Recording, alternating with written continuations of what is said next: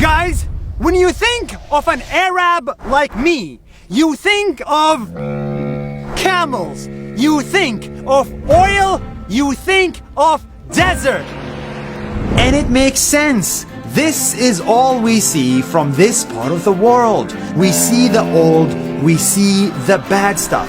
But what about the good stuff? To answer that question, I went to visit the United Arab Emirates in person. And what I saw there will make you think twice about the desert. For example, take their Hope mission. It's a new mission developed by Arabs for the first time ever to reach Mars. Yes, people in the Middle East are going to Mars, and I bet you didn't know about that. This is a probe that will study weather on Mars and help us understand it better. And it's launching now. Next week, Hope mission is going to lift off despite COVID-19. And when it succeeds, it will be history in the making because it will change the way we look at people from the desert.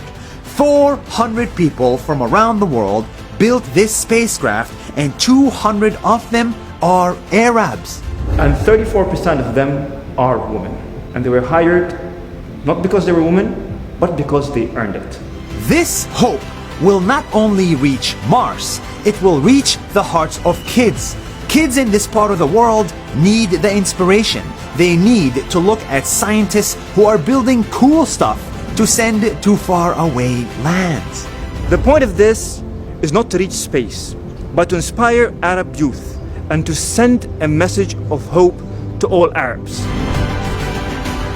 I hope it does, because honestly, we need it. Thousands of years ago, my people were the inventors. We invented algebra. We discovered stars. We started universities. But at some point, all of that stopped. And we became known for what is bad in the world. War, poverty, problems. That's why everyone should know about Hope Mission. It's the story of how Bedouins went from the desert to orbit Mars in less than 48 years. It's turning the impossible to possible.